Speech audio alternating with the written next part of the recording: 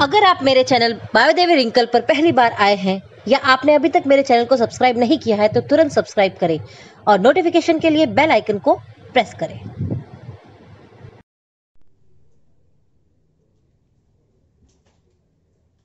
Hello everyone, कैसे हैं आप और कैसा चल रहा है आपका लॉकडाउन और कैसी चल रही है आपकी पढ़ाई?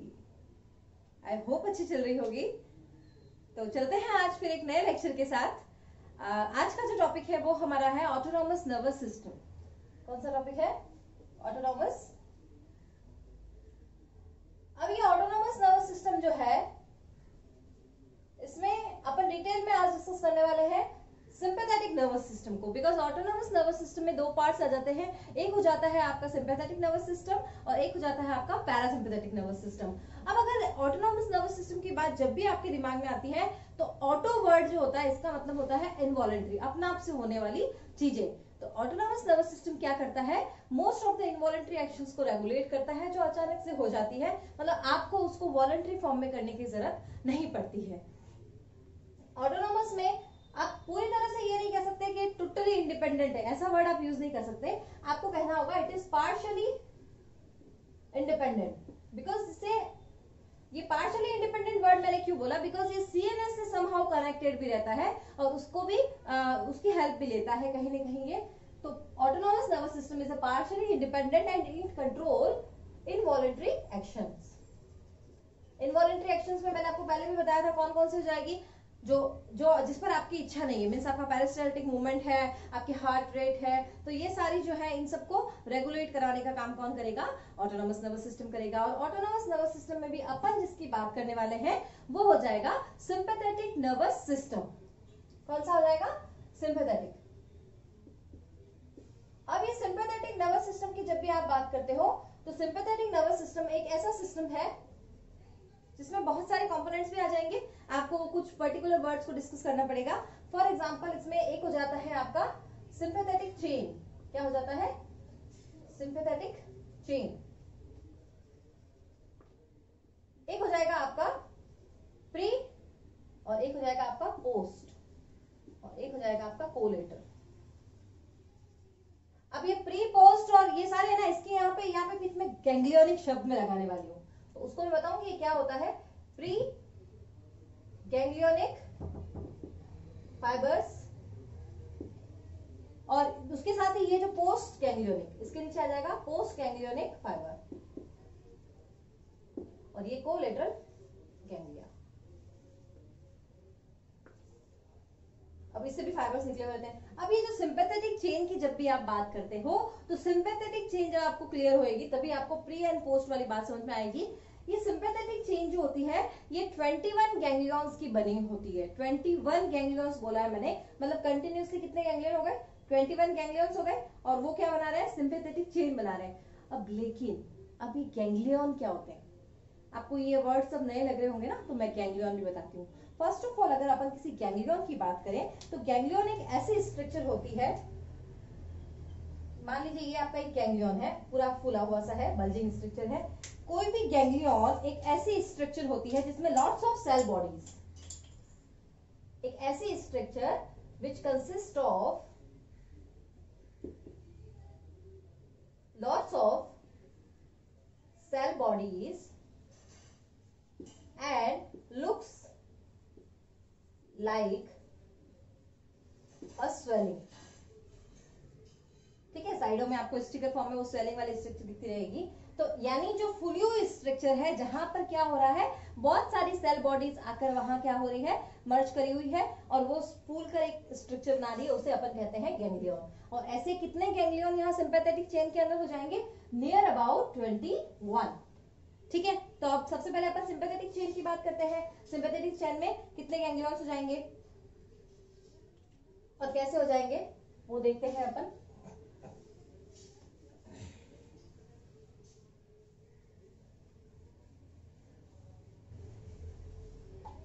अब देखिए ये 21 मैंने बोला है ना यहाँ पे, तो इन 21 का भी क्या होता है? डिवीजन होता है। ऐसा नहीं है कि सारे 21 एक ही तरह के हैं। अब कौन सा गैंग्लिया कहां से निकल रहा है उसका भी उसके बिहाफ पर नेम होता है। आपने स्पाइनल कॉर्ड पढ़ी थी, स्पाइनल नर्व्स को पढ़ा था, उसमें आपने क्या सुना था कि जिस एरिया से, जैसे cervical nerves, cranial nerves, spinal nerves, तो जो जिस एरिया से वो निकल रही है उसका उसके हिसाब से नाम था।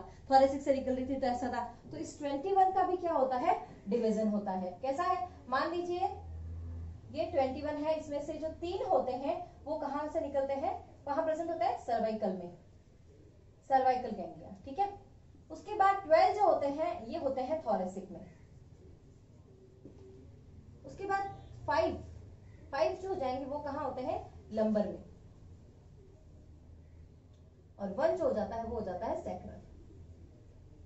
ठीक है, काउंट कर लीजिए कितने हो गए, 12, 13, 14, 15, 16 और वापस ये आपके 21। ओके, तो ये 21 गैंग्लियंस जो है वो कहां प्रेजेंट है, आपकी सिंपैथेटिक कॉर्ड के अंदर। इस सिंपैथेटिक कॉर्ड के जगह पर एक सिंपैथेटिक ट्रंक वर्ड भी कई बुक्स में आपको मिल जाएगा। तो सिंपैथेटिक कॉर्ड के ये जो 21 गैंग्लिया है, यहां से क्या निकलता है, आपके फाइबर्स निकलते हैं। अब मान लीजिए एक ये गैंग्लिया हो गया, अगर ये गैंग्लिया और ये आपका मान लीजिए सीएनएस है और ये कुछ आपके इफेक्टर ऑर्गन्स है, जहां पर आपको क्या करवाना है, काम करवाना है, मतलब यहाँ आपको कुछ एक्शन करवानी है, तो वो आपके कौन से जाएंगे, इफेक्टर ऑर्गन्स हो जाएंगे।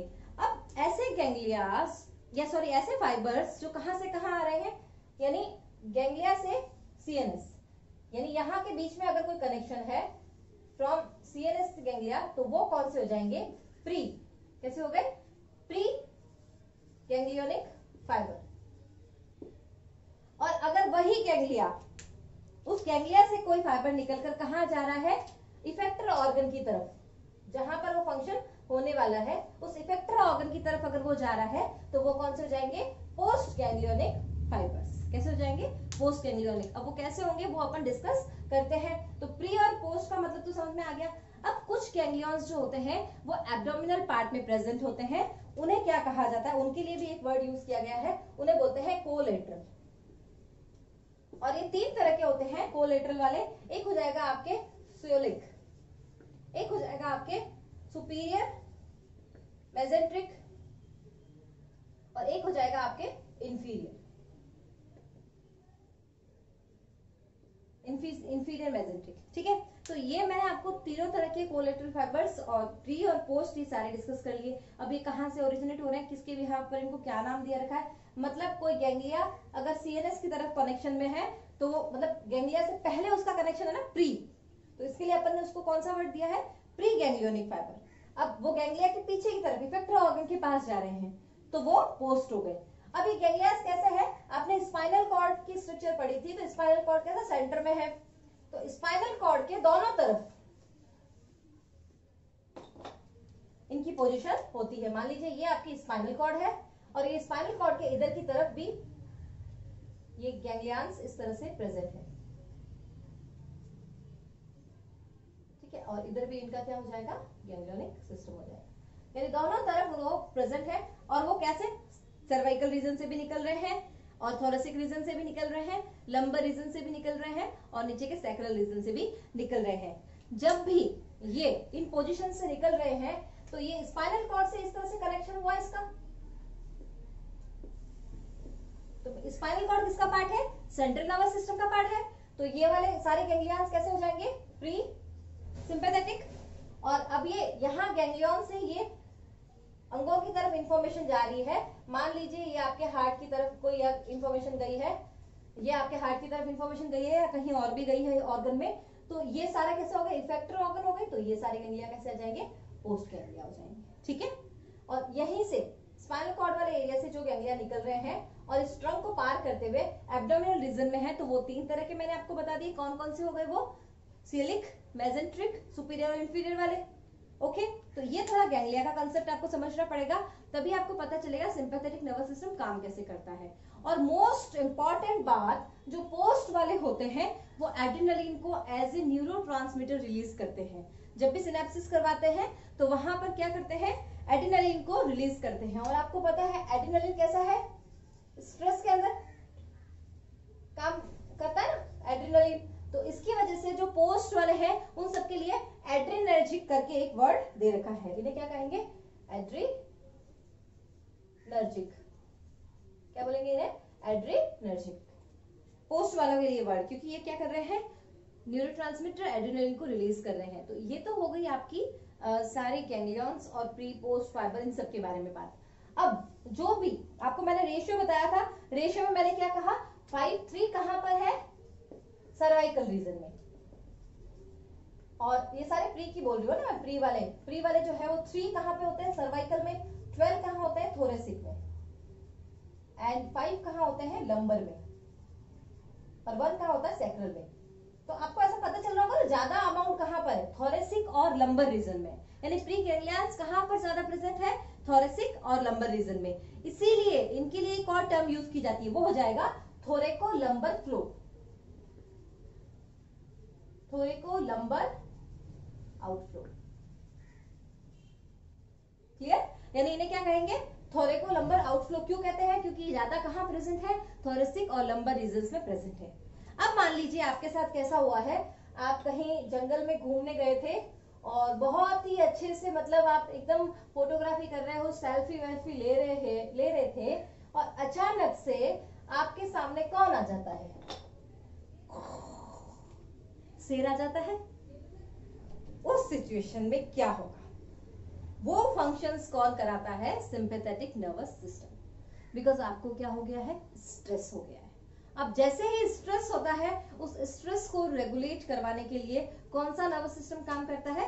सिंपैथेटिक नर्वस सिस्टम करता है काम। और जब भी किसी आदमी को स्ट्रेस होता है तो उसके बॉडी में कुछ फिजियोलॉजिकल चेंजेस आते हैं, तो वो सब कौन रेगुलेट करवाएगा? Sympathetic nervous system. और वो चेंजेस क्या क्या हो जाएंगे? जैसे ही आपने शेर को देखा तो आपका क्या हो गया? Erection of hair. मतलब हाथ के जो रोंगटे थे वो आपके क्या हो गए? एकदम खड़े हो गए।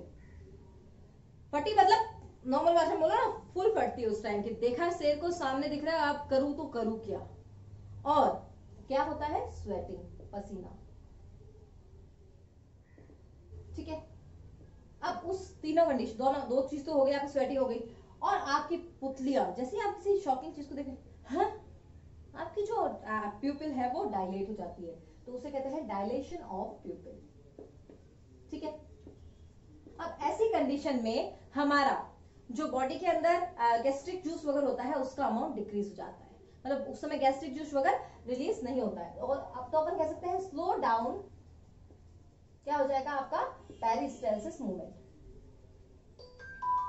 और पेरिस्टालसिस मूवमेंट जब स्लो हो जाता है, मैंने अगर डाइजेशन सिस्टम पढ़ाया था उसमें मैं आपको बताया था पेरिस्टालसिस मूवमेंट क्या होता है। It is control by autonomous nervous system, और हमारा खाना जो है वो ऑटोमेटिक नीचे की तरफ जब फ्लो करता है तो पेरिस्टालसिस मूवमेंट की तरफ वजह से होता है। और पेरिस्टालसिस मूवमेंट वहां पर क्या हो गया? बिल्कुल स्लो डाउन हो गया। अब जैसे ही पेरिस्टालसिस मूवमेंट स्लो होता है, उसी के साथ हमारा सलाइवा का जो है, सलाइवा सिक्रेशन भी लो हो जाता है, डिक्रीज। सलाइवा का सिक्रेशन डिक्रीज हो गया। कहते हैं ना कि मेरे मारे तो जीवरी पड़ी है और थने खाना भी पड़ी है, बोलते हैं ना ऐसे लोग कि मुझे तो खाना भा नहीं रहा है और तुम खाना कर रहे हो। यानी सामने अगर आपके शेर खड़ा है या आपकी लाइफ में बहुत सारा स्ट्रेस है, तो क्या आपको खाना भाता है? क्या नहीं भाता है। तो वही बात आपको यहाँ याद रखनी है कि जब भी आप स्ट्रेस सिचुएशन में होंगे तो क्या हो जाएगा? सलाइवा का सिक्रेशन डिक्रीज हो गया। अब सलाइवा का सिक्रेशन डिक्रीज होने के साथ साथ एक और काम होता है, बाइल जूस का सिक्रेशन भी डिक्रीज हो जाता है। बाइल जूस ये स्टॉप हो गया सिक्रेशन, और उसी के साथ इंक्रीज शुगर, मतलब ब्लड शुगर जो है उसमें इंक्रीज हो जाता है। साथ में इंटेस्टाइनल जूस भी डिक्रीज हो गया, कि भाई खाना तो बचाना नहीं है, अभी दूसरी जगह एनर्जी चाहिए ना, इंटेस्टाइनल जूस भी, उसका भी फ्लो कैसा हो गया? डिक्रीज हो जाता है। अब जब इंटेस्टाइनल फ्लो भी डिक्रीज हो गया है, बाइल जूस भी, तो आपको इंक्रीज शुगर, तो आपकी मसल्स कैसे हो जाती है? ज्यादा एक्टिव हो जाती है। और उस समय आपके जो ऑक्सीजनेशन है, आपकी जो पोर्स होते हैं, एक्सीलरेट रेट ऑफ ब्रीदिंग आपकी कैसे हो जाती है? बड़ी फास्ट हो जाती है ना, मतलब डर सा लगने लगता है। आप अपना सांस जो है वो फास्ट तरीके से लेने लग जाते हो। आपका जो एयर पासेस है वो वाइडन हो जाता है, वाइड एयर पासेस, ताकि आपको क्या मिले? प्रॉपर ऑक्सीजन मिले। और प्रॉपर ऑक्सीजन मिलेगी तो आप शेर से भाग सकते हो ना, आपकी लेग्स को, आपके बॉडी को प्रॉपर ऑक्सीजन मिल रही तो फुल एनर्जेटिक फॉर्म में आप हो जाते हो। अब आपका रिलैक्स्ड यूरिनरी ब्लैडर, अब रिलैक्स्ड यूरिनरी ब्लैडर का आपको अच्छा सबसे बड़ा सा एग्जाम्पल है ना, पैंट गिली हो जाती है, बोलते हैं ऐसा, अपन ने सुना है कि मतलब अगर आदमी को डर लगता है तो उसे यूरिन रिलीज हो जाती है, उसका यूरिनरी ब्लैडर कैसा हो जाता है, रिलैक्स हो जाता है, और यूरिनरी ब्लैडर रिलैक्स होते ही क्या हो जाएगा, उसको यूरिन फ्लो स्टार्ट हो जाता है, और इजैकुलेशन भी क्या हो जाता है, इंड्यूस।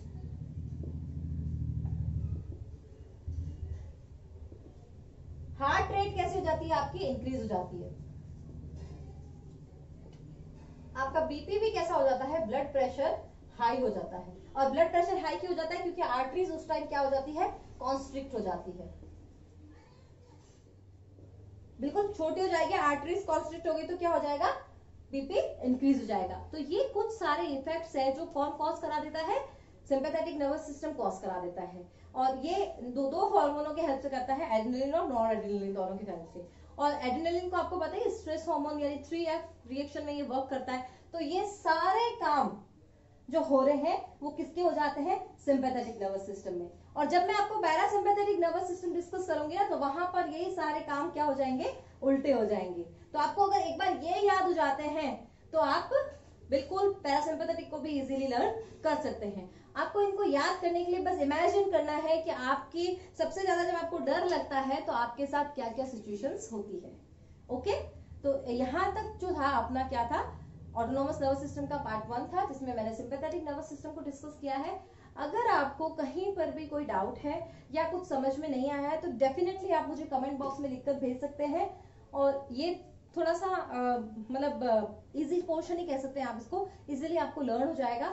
और अगर आपको फिर भी कोई डाउट रहता है तो आप कमेंट बॉक्स में बताइए, और अगर आपने चैनल को सब्सक्राइब नहीं किया है तो इसको सब्सक्राइब कर दीजिए, और लाइक अगर किया है, अगर आपको पसंद आया है थोड़ा बहुत भी, तो प्रेस द लाइक बटन, और दूसरों को शेयर भी कर दीजिए, बिकॉज आप जितने लोगों को शेयर करोगे कहीं ना कहीं आप उनकी हेल्प भी करोगे। और जैसा कि I am living in the Mumbai, तो यहाँ पर लॉकडाउन जो हो रहा है इट इज एक्सटेंडिंग, तो काफी सारे स्टूडेंट ऐसी जगह पर भी रह रहे हैं जहां पर लॉकडाउन और एक्सटेंड हो रहा है, तो उनकी स्टडी जो है वो डिसकंटिन्यू ना हो जाए, इसके लिए मैं रेगुलर मेहनत कर रही हूँ। और अगर आपको लगता है कि सच में मेरी मेहनत कुछ हेल्प करे दूसरों की, तो प्लीज इसे सब लोगों तक पहुंचाइए और ज्यादा से ज्यादा फॉरवर्ड कीजिए। ओके, चलो आज के लिए इतना ही, बाय बाय।